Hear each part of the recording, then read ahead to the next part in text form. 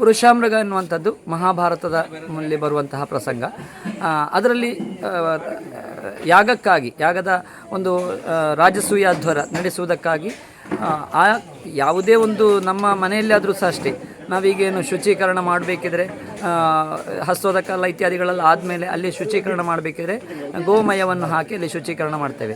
ಇದು ಅಂಥದ್ದು ಸಾಮಾನ್ಯವಾದಂಥ ಶುಚೀಕರಣ ಅಲ್ಲ, ಇದು ಅದಕ್ಕಿಂತ ವಿಭಿನ್ನವಾಗಿ ಶುಚೀಕರಣ ಮಾಡಬೇಕಿದ್ರೆ ಪುರುಷಾಮೃಗ ಎನ್ನುವಂತಹ ಒಂದು ನಮ್ಮ ಈಗಿನ ಮಟ್ಟಿಗೆ ಹೇಳೋದಿದ್ರೆ ನಾವು ಕಾಲ್ಪನಿಕ ಅಂತೇಳಿ ಹೇಳ್ತಾರೆ, ಆದರೆ ಕಾಲ್ಪನಿಕ ಅಲ್ಲ. ಅದು ಯಾವುದೋ ಒಂದು ವಿಶಿಷ್ಟವಾದಂತಹ ಜೀವಿ ಹಿಮಾಲಯದ ತಪ್ಪಲಿನಲ್ಲಿರುವಂಥದ್ದು, ಅದನ್ನು ಕರ್ಕೊಂಡು ಬರುವಂತಹ ಒಂದು ವಿಶೇಷವಾದಂತಹ ಒಂದು ಸನ್ನಿವೇಶ.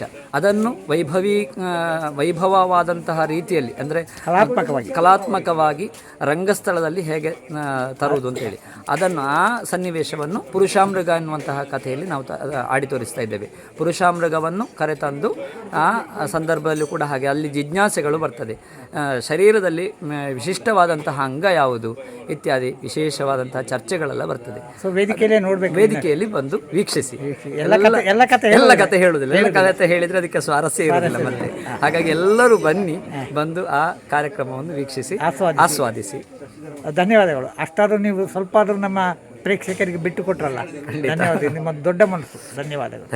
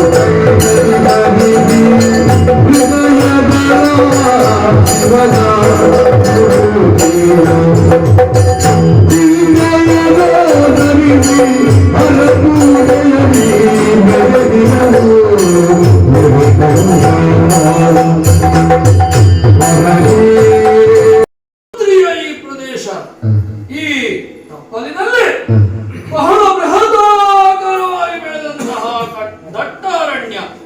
ಈ ದಟ್ಟಾರಣ್ಯದ ನಡುವಿನಲ್ಲಿ ಯೋಗಿಯ ಜೀವನ ಕ್ರಮದ ಹಾಗೆ ಈ ವೃಷಾಮೃಗ ನಾನು ಜೀವಿಸುತ್ತಾ ಇದ್ದೇನೆ. ದೈನಂದಿನವೂ ಕೂಡ ನಿತ್ಯವೂ ಶುಭ್ರನಾಗಿ ಬೇಕಾದಂತಹ ಸಜ್ಜೀಕರಣಗಳನ್ನು ಮಾಡಿಕೊಂಡು ದಿನವೂ 3 ಹೊತ್ತೂ ಕೂಡ ಶಿವನ ಅರ್ಚನೆಯನ್ನು ಮಾಡುವಂತಹದ್ದು. ಬೇಕಾದ ಹಾಗೆ ಪುಷ್ಪ ಪತ್ರಗಳನ್ನು ಸಂಯೋಜಿಸಿಕೊಂಡು ಆರತಿಯನ್ನು ಬೆಳಗಿ ಅರ್ಚನೆಯನ್ನು ಮುಗಿಸಿ ಕೇವಲ 3 ಹೊತ್ತು ನನ್ನ ಪೂಜೆ ಎಂಬುದಾಗಿ ಭಾವಿಸಿದ್ರೆ ಅದು ಶುದ್ಧ ತಪ್ಪು. ಯಾಕೆ? ಕ್ಷಣ ಕ್ಷಣವೂ ಕೂಡ ಅನುದಿನವೂ ಕೂಡ ನನ್ನ ಮನಸ್ಸುಗಳಲ್ಲಿ ಆ ಸದಾಶಿವನನ್ನೇ ಧ್ಯಾನಿಸುತ್ತಾ ಇರುವವನು ಈ ಪುರುಷಾಮೃಗ. ಈ ರೀತಿಯಾಗಿ ಬಹಳ ಪ್ರಶಾಂತವಾದ ಪ್ರಕೃತಿ ರಮಣೀಯವಾದಂತಹ ಈ ಪ್ರದೇಶದಲ್ಲಿ, ಈ ಅಡಕವಾದಂತಹ ಈ ಪ್ರದೇಶದಲ್ಲಿ ಆ ಸದಾಶಿವನ ಧ್ಯಾನವನ್ನು ಗೈಯುವಂತಹ ವೇಳೆ ದಿನ ದಿವಸ ವಿಶೇಷ ಕಾಣುತ್ತಾ ಇದೆಯಲ್ಲ.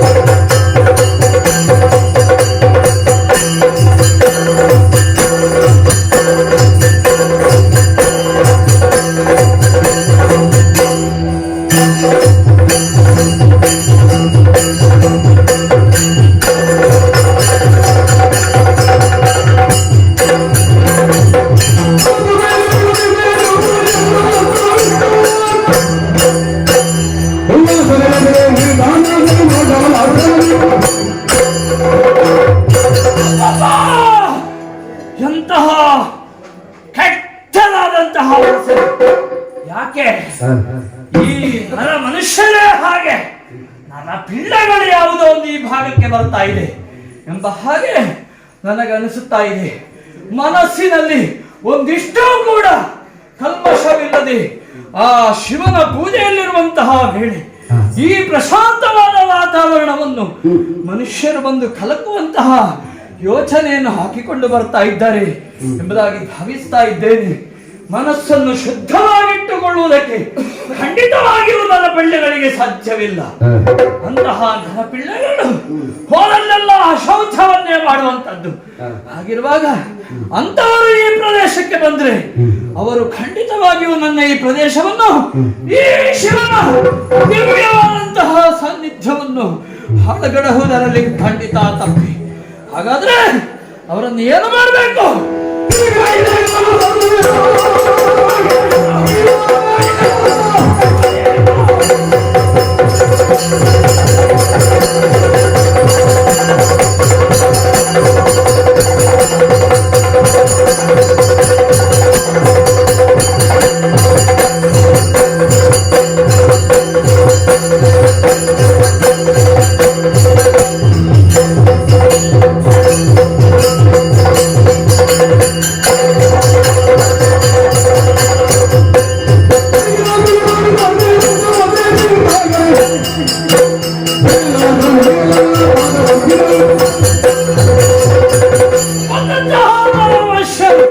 ಯಾರೇ ಆಗ್ಲಿ ಅವರಿಗೆ ತಕ್ಕ ಶಿಕ್ಷೆಯನ್ನು ಕೊಡಬೇಕು. ಬಂದಂತವರನ್ನು ಕಾಲ ಪಡಿಸಿ ಅವರಿಗೆ ತಕ್ಕ ಶಾಸ್ತಿಯನ್ನು ಮಾಡಬೇಕು. ಯಾರದು ನೋಡ್ತೇನೆ.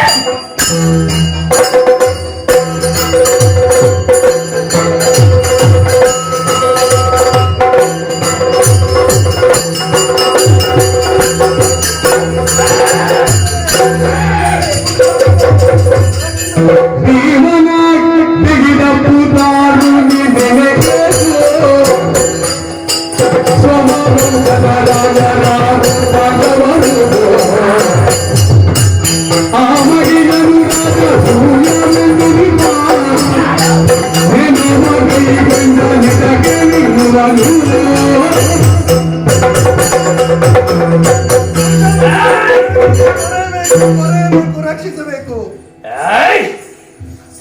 ಬಂದು ಬಂದು ಕಾಲು ಹಿಡಿದಿದ್ದೇನೆ.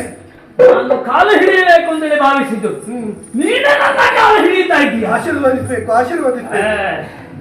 ಹಾಗಾದ್ರೆ ಬಂದಂತಹ ನೀನು ಏನೋ ಉದ್ದೇಶವನ್ನು ಇಟ್ಟುಕೊಂಡು ಬಂದಿದ್ದಿ. ಖಂಡಿತ ಹೌದು.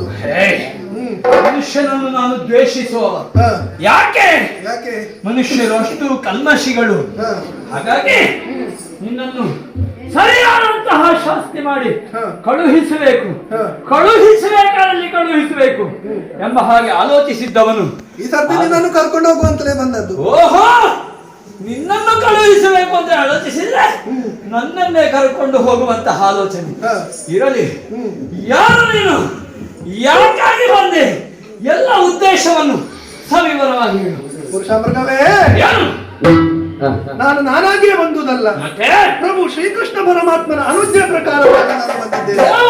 ನನ್ನಣ್ಣ ಧರ್ಮಜನು ಕೈಗೊಂಡಿರುವಂತಹ ರಾಜಸೂಯಾಧ್ವರ ನಮ್ಮಪ್ಪನಿಗೆ ಲೋಕದಲ್ಲಿ ಸೂಕ್ತವಾದ ಸ್ಥಾನಮಾನ ಲಭಿಸುವುದಕ್ಕೆ ಬೇಕಾಗಿ ರಾಜಸೂಯ ಅನ್ನುವಂತಹ ಅಧ್ವರವನ್ನು ನಾವು ಕೈಗೊಳ್ಳುತ್ತಾ ಇದ್ದೇವೆ. ಈ ಸಂದರ್ಭ ಯಾಗಶಾಲೆಯಲ್ಲಿ ಉಂಟಾಗುವಂತಹ ಅಶೌಚವನ್ನು ನಿವಾರಿಸುವುದಕ್ಕಾಗಿ ಪುರುಷ ಮೃಗವನ್ನು ಕರಕೊಂಡು ಬರಬೇಕು ಅನ್ನುವ ರೀತಿಯಲ್ಲಿ ಕೃಷ್ಣ ಪರಮಾತ್ಮನು ಅನುಜ್ಞೆಯಿತ್ತು, ಆಜ್ಞೆಯನ್ನಿತ್ತು ಇಲ್ಲಿ ಕಳಿಸಿಕೊಟ್ಟಿದ್ದಾನೆ. ಕೃಷ್ಣನ ಆಜ್ಞೆ ಬರಬೇಕು. ಕೇಳು ಪವನದ ನಿನ್ನೊಡನೆ ಬಗೆದೇವು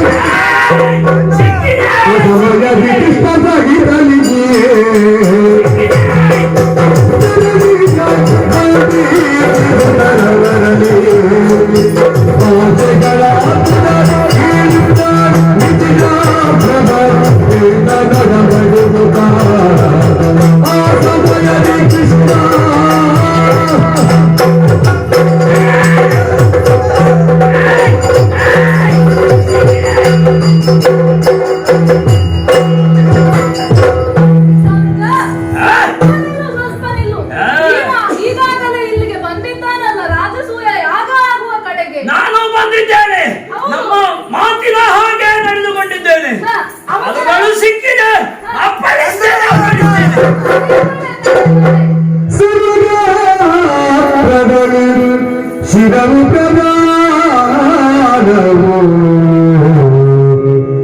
ಸರ್ವಗಾತ್ರದ ಪ್ರಧಾನವು ಶಿರ ಸರ್ವೇಂದ್ರಿಯಗೆ ಮುಖ್ಯನೇ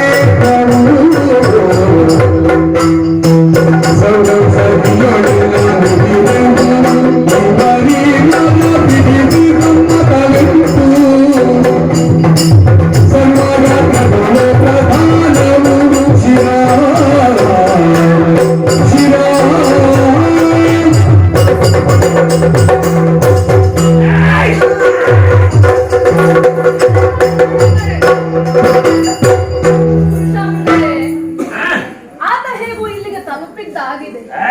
ನಿನಗೆ ಗೊತ್ತಿಲ್ಲವೇ ಶರೀರದಲ್ಲಿ ಶ್ರೇಷ್ಠ ಭಾಗ ಯಾವುದು? ಶಿರ. ಅದೇ ರೀತಿಯಲ್ಲಿ ಹೃದಯದಲ್ಲಿ ಶ್ರೇಷ್ಠವಾದದ್ದು ಕಣ್ಣು. ಆತನ ತಲೆ ಸಂಪೂರ್ಣವಾಗಿ ಯಾಗಶಾಲೆಯ ಒಳಭಾಗಕ್ಕೆ ತಲುಪಿಯಾಗಿದೆ. ಅಂದ್ರೆ ನೀನು ದೊಡ್ಡವನಲ್ವೇ? ಆತ ಸಣ್ಣವ. ದೊಡ್ಡವ ಸಣ್ಣವನ ಕಾಲು ಹಿಡಿಯುವುದು ಸರಿಯಲ್ಲ.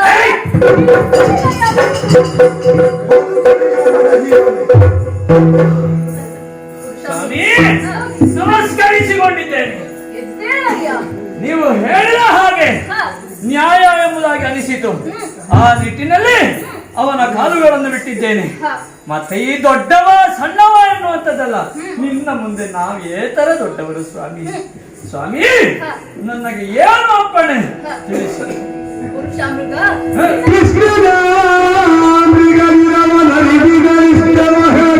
ಶಿವಲಿಂಗ ನಿರ್ಮಿಸಿ ಕೊಟ್ಟು ಇಷ್ಟವಾಗ ಶಿವಲಿಂಗ ನಿರ್ಮಿಸಿ ಕೊಟ್ಟರಿಯೇ ಅದ ಪೂಜಿಸುತ್ತ ಮೆರೆದಿದ್ದ ಧರ್ಮಜನ ಪಟ್ಟಣದ ಸಂಭ್ರಮದ ತೊಗಗಳು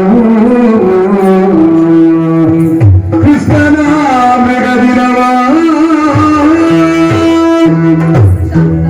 ಮಾಧವ, ನಿನ್ನನ್ನು ಇಲ್ಲಿಗೆ ಕರೆತರುವುದಕ್ಕೆ ಬಲವಾದಂತಹ ಕಾರಣವಿದೆ. ಏನು? ರಾಜಸೂಯ ಯಾಗ ನಡೆಯುವುದಕ್ಕಿದೆ.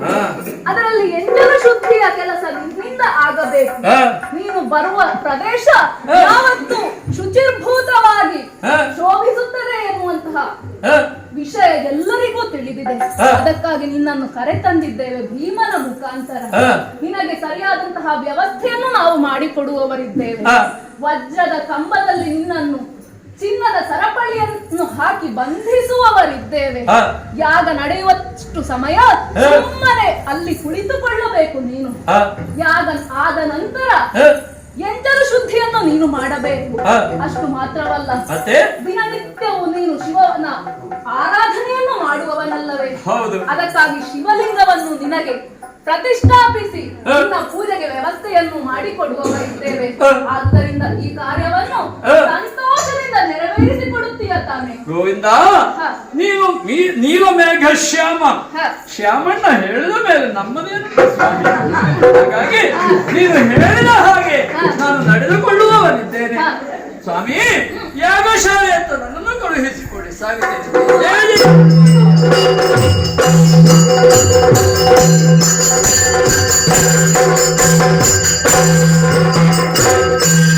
ರಾಜಸೂಯ ಯಾಗವನ್ನು ನಡೆಸುವುದಕ್ಕೆ ಧರ್ಮಜನಿಗೆ ಅಪ್ಪಣೆಯನ್ನು ನೀಡಿದವನಿದ್ದೇನೆ. ಅಂಧಕಾಸುರ ಮೋಕ್ಷ ಹಾಗೂ ಪುರುಷಾಮೃಗ ಎನ್ನುವಂತಹ ಈ ಪುಣ್ಯ ಕಥಾನಕವನ್ನು ಯಾರು ಆಡಿದ್ದಾರೋ ಆಡಿಸುತ್ತಾರೋ ಅವರಿಗೆಲ್ಲ ಸ್ಥಳದಲ್ಲಿ ವಾಸವಾಗಿರುವಂತಹ ಸದಾಶಿವ ದೇವರು ಹಾಗೆ ಸಕಲ ದೇವರುಗಳು ಸರ್ವ ಮಂಗಳವನ್ನು ಉಂಟು ಮಾಡಲಿ ಎಂದು ಬೇಡಿಕೊಳ್ಳುತ್ತಾ ಕತೆಗೆ ಮಂಗಳವನ್ನು ಹಾಡುವುದಕ್ಕೆ ಭಾಗವತರಲ್ಲಿ ನಮಸ್ತೆ